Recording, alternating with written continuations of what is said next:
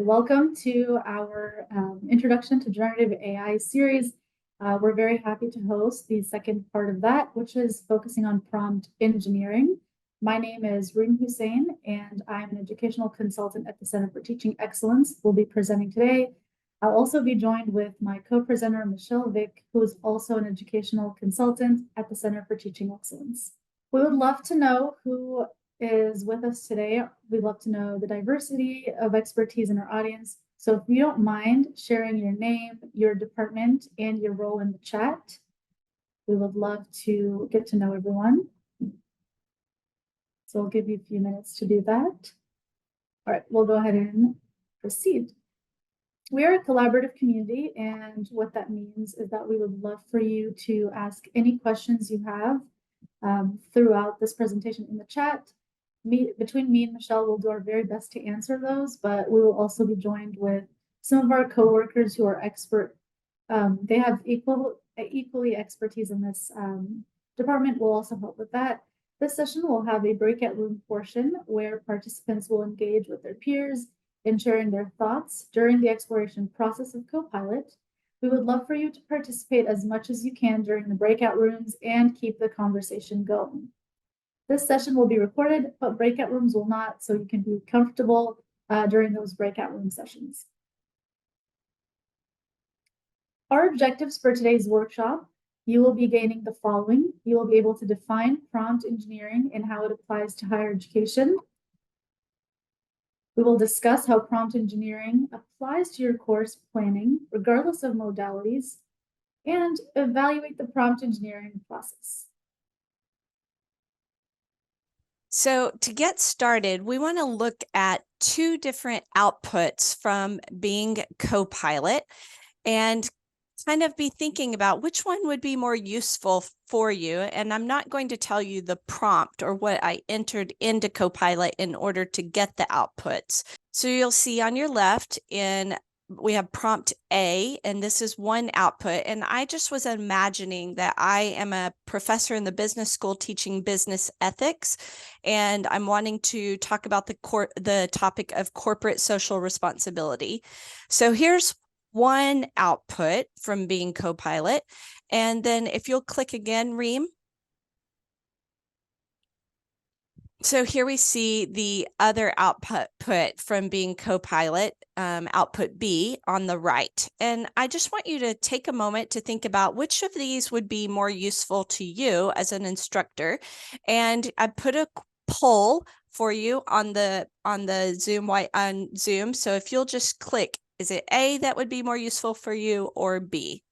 And we'll just wait a few more seconds. I know it takes a little bit of time just to read the two sides. If you have already voted, I would love for you to answer the question, why? So go ahead and write in the chat box, why did you choose A or why did you choose B? So I'm going to go ahead and close the poll. We've had almost everyone has voted. And I'll share the results, but still, please go ahead and write your responses in the chat box. Why did you choose A or why did you choose B? And so we can see that there were people who chose both, or, it wasn't all one side, but 68 of you said B would be your choice. 32 of you said A would be your choice. And I would love to hear in the chat box. So we see one person said that B gives them more granular examples. And also someone said like A was a bit more restrictive on the kinds of activities, but B gave different kinds of activities. Yeah, details are important. Being able to have some of the details can really help us. I like that Thomas said he can develop the process, but it's the details that are really helpful. Yeah, all of you have valid reasons why you would choose one or the other. And Christy, I want to highlight Christy because she's one of the people who chose A, and she said that it gives faculty an idea of what they might consider, but then She would suggest they use AI for more specific ideas of how to engage students. Okay, we'll go through today later more of the process of how you get the output you want and the output that is useful to you through the prompts that you enter into AI, whether you're using Bing CoPilot or another form of generative AI. But first, we need to kind of figure out what is a prompt. So I'm going to turn it back over to Reem, and she's going to take us through some of that. Thank you, Michelle. All right, so let's talk coffee. How is ordering coffee similar to using CoPilot? You might ask. Well, it kind of is. When I was thinking about what's the best way to convey the idea of generative AI and making it as simple as possible, I just thought, what is the most thing people do in the morning or every day? And that happened to be ordering coffee. It is more similar than you think. So if you can take a moment with me and imagine yourself, you're walking into a coffee shop for the very first time at 8 a.m., super early in the morning, and you look behind you, there are 300 people, give or take, behind you waiting for that cup of coffee, and they're looking at you in a not friendly way. May I also add, they're probably not morning people. So you're now kind of a little bit on the stress side. You don't know what to do. You want to make sure this is your first time. You've not been to this coffee shop before. So you're just kind of not feeling super confident ordering it the first time. So the barista is greeting you and she says, "Welcome to Moonbucks," because it's way better than Starbucks. It is not a real thing, but it is today. And you just feel, I guess, super stressed. So you order the first thing you see, and that happens to be an iced caramel macchiato. The barista hands you the drink and it looks like this. You're wondering, what is this? This is not what I was envisioning when I thought of an iced caramel macchiato. Your curiosity gets the best of you and you look through the app, the Moonbucks app that is, to find out what is in this drink. What is this that I just ordered? You find out it has a 2% milk, it has 3 pumps of vanilla syrup, it has a caramel drizzle and ice. For those of us who know the tips and tricks of ordering coffee, we always know to not order full ice because that means it's more drink, like less drink and more ice. That's not, I guess, the smarter thing to do. And then there's the signature espresso roast and some shots. So you now know that if I just ordered an iced caramel macchiato, you're most likely going to get a grande drink of all of these ingredients that you probably don't agree with, but you got it anyway. So the next time you're going to definitely walk into this coffee shop with a little bit more confidence, you now know that you're not going to just say an iced caramel macchiato. You're going to be a little bit more specific. So barista welcomes you again. Welcome to Moonbucks. You do not care how many people behind you are frustrated or angry or not morning people. You go ahead and order the following. You are being specific. If you're there for all the wrong reasons, which is not coffee like I would be, you're there for the brown sugar syrup pumps, you're there for the toffee nut syrup pumps, you're there for the vanilla bean powder scoop. Never ordered that, but it sounded delicious, so I added that in. Definitely light ice, because that's more drink, less ice. I want that caramel drizzle everywhere, right? I want to line it up. I want it on the bottom, on the top, and I don't want the caffeine. So I'm gonna order a decaf espresso roast. I want it upside down, which means kind of all the good stuff are at the bottom, and then the drink is at the top, so you can easily mix it, so nothing goes to waste. I want a caramel brulee topping, and I want a cup of my personal choosing. So you're walking in now knowing that ordering that coffee, I can now be more specific. I can tweak all the ingredients to make it to my liking exactly how I like it. And to no surprise to you, this is the heavenly drink you end up getting from the barista. And that's what I call a delicious custom-made iced caramel macchiato, exactly how I like it. You're probably wondering, okay, this was a delicious example, but what does that have to do with AI? Well, it is more similar than you would think. Ordering a coffee, you want to make sure you are being specific and you are giving exactly how you want it so that the outcome is more likely to be to your liking and how you want it. This is what we call prompt engineering. Generative AI is the exact same thing. So what is prompt engineering? A prompt is a text describing a set of instructions that customize, refine, or enhance the capabilities of generative AI model. Effective prompts are characterized by the following fundamental principles: clarity and precision, contextual information, desired format, and verbosity control. Exactly like you would order a coffee, making sure you're clear and precise. You are definitely asking for the desired format. You want it upside down, you want it exactly how it is, and that verbosity control. It's how you say it, how you type it in using generative AI is what really makes a difference. Now, we do understand that sometimes when you're typing the prompt, it could seem a little off. You may have forgot a word, or maybe you say it in a different way. And that's where prompt engineering emerged. It emerges as a discipline to design prompts by which users can program a large language model, such as CoPilot, to produce accurate answers. The more you talk to that CoPilot or whatever generative AI model, the more you're training it to exactly how you would like your outcome to be. And I will hand it over to Michelle. I'm going to stop sharing. Okay, so we're going to talk a little bit about how we write a good prompt that gets from the large language model, the generative AI, the output that is most useful to us. So this is an example of a prompt. My class has a writing assignment in which they have to review and critique the annual CSR, corporate social responsibility report of a company of their choice. Create a rubric I can use to evaluate their submissions. So this is a prompt I could give to generative AI. Is it going to generate an output that I can really take and immediately use? Maybe, but probably not. It's not very specific. So have I said like what level this class is? I mean, it could be possibly a high school class or it's a university class. Have I given some idea of what I'm looking for in the assignment so that the generative AI knows like what's most important in a rubric? Not especially. Yeah. And so Ishan, I totally agree with what you've said. It's just not really that great of a prompt. It needs more specifics. So let's take a look at a more in-depth prompt with more specifics. I'm saying this is something I would type into the generative AI, so into CoPilot as an example. You are an award-winning business ethics professor at a university.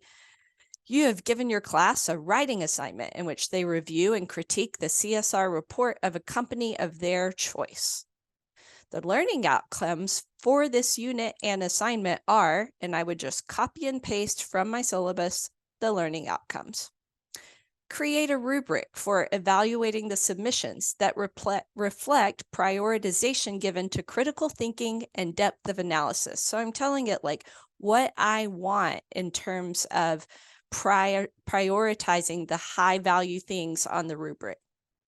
Create the rubric in a table with the criteria in the left column and points ranging from 5 for exceeds expectations to 1 for does not meet expectations in the top row, and put descriptors in each cell of the columns.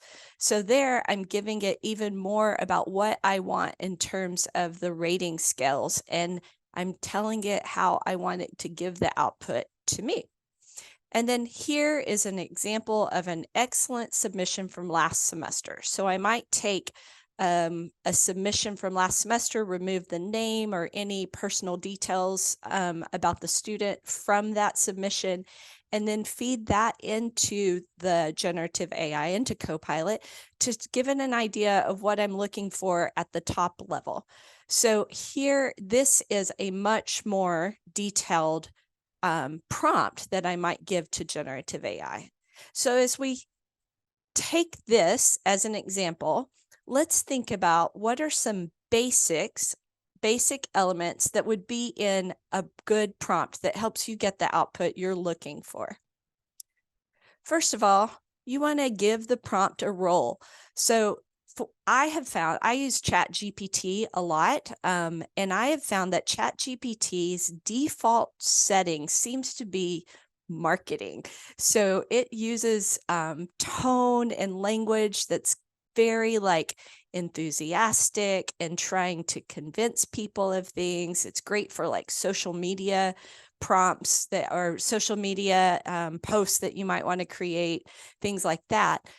But if I don't want it to give me that kind of verbosity and that kind of language, I need to make sure I'm assigning a role to it. And I mentioned ChatGPT because until recently, I was way more familiar with it than Bing CoPilot. But even with Bing CoPilot, you want to give it a role. This is who you are. You are an instructor or a faculty member at a tier 1 research, institution. You also want to tell it what is the content you're looking for. And the more specifics you give, the more customized, as Reem was talking about with that moonbox analogy, the output will be.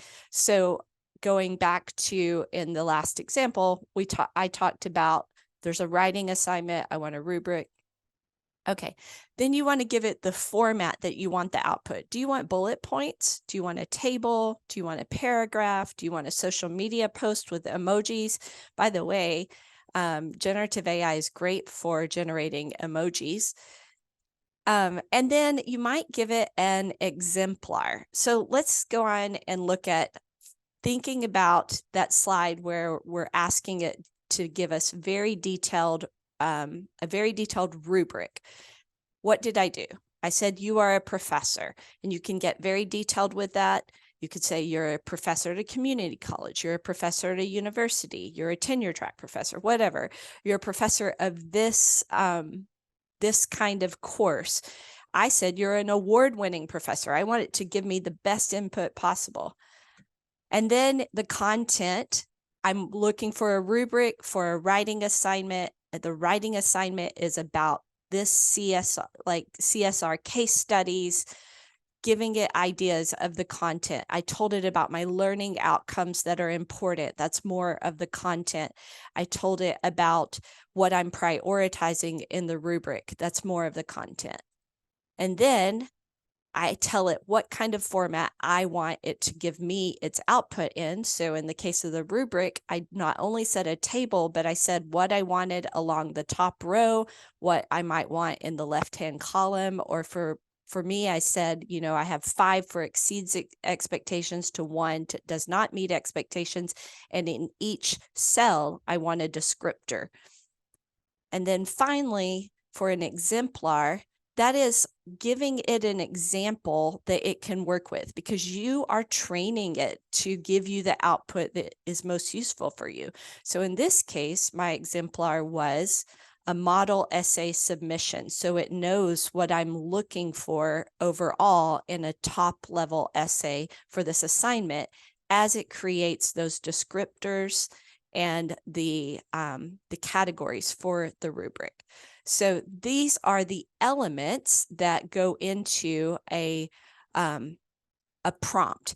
And now we're going to do a little demo. So we're going to take a look at another thing that Bing CoPilot can do for you. And I think the example I'm about to show you, or the demo, is why I decided I want to use Bing CoPilot instead of the free version of ChatGPT. There are many reasons why you might use one or the other, but for me, I like that Bing CoPilot can read a PDF. So we're going to, I'm going to share my screen again. I need to stop sharing for just a second. And I'm going to have Bing CoPilot, or I'm going to open a PDF in Bing CoPilot. So I'm going to talk you through what I'm doing. I'm going to the file folders on my computer. I'm finding an article that's in a PDF form about corporate social responsibility. I right-click on that article and go to Open With, and I'm choosing Open with Microsoft Edge. Now I'll share my screen again.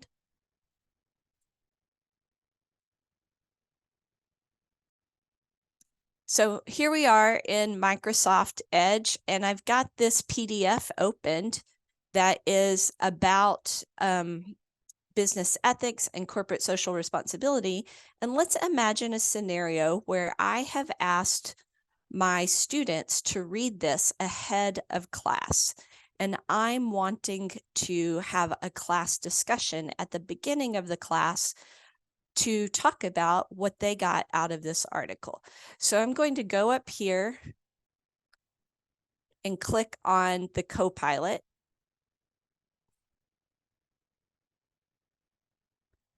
And resizing just a little bit. So I've got the PDF on the left, I've got CoPilot on the right, and I'm going to put a prompt in here. So I have got, that is not my prompt, just one moment. All right, I wrote this prompt ahead of time so that you didn't have to have the painful experience of watching me type it out. But basically I've told it it's a professor, that's the role teaching this course.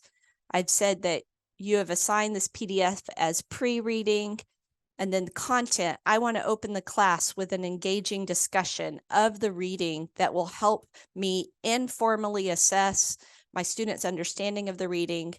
And then here is what I'm asking for. I'm asking it to provide 4 possible discussion questions that could be discussed in a 10-minute window of the class time. And for each question, I want it to provide points that you, the professor, would be looking for in the student's discussion, and to provide this information in a table format. And then, as an exemplar, I'm going to give it an example question and the type of points I might be looking for students to bring up in their discussion. So here is an example question that I already had thought of from reading it myself. I'm not like going into class having not done the work myself as the professor. And here are some points that I'm looking for students to bring up.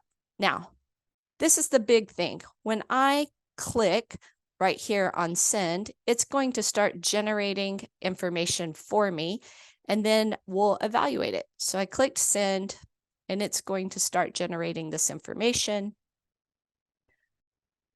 So as it's going, a few things I want to point out is it's initially a little bit slow in its output, and it took me some work to write that prompt and took a little time to write the prompt, but it still saves me a valuable amount of time and sometimes gives me some creative ideas of questions I might ask that I wouldn't have thought of myself. So creating a detailed prompt can take a little bit of time, but I have found myself personally, as someone who's been using generative AI for about a year now and using it in so many different ways as an instructor, to generate ideas for me, to generate rubrics, to generate discussion questions, simulations, scenarios, case studies, that it still overall has saved me hours upon hours upon hours. And it's allowed me, it's freed up my time to spend more one-on-one with students, or working with students who may need a little extra time, or evaluating students' work and giving really good and detailed feedback. Like, it's bought me a lot more time. So here we have its first output. The questions are on the left, and some points that I might want to think about are on the right. I could go on from here. I could ask it to get more specific. Like, I want to dig deeper into question number 2. What are some additional questions related to question number 2? And it would give me that.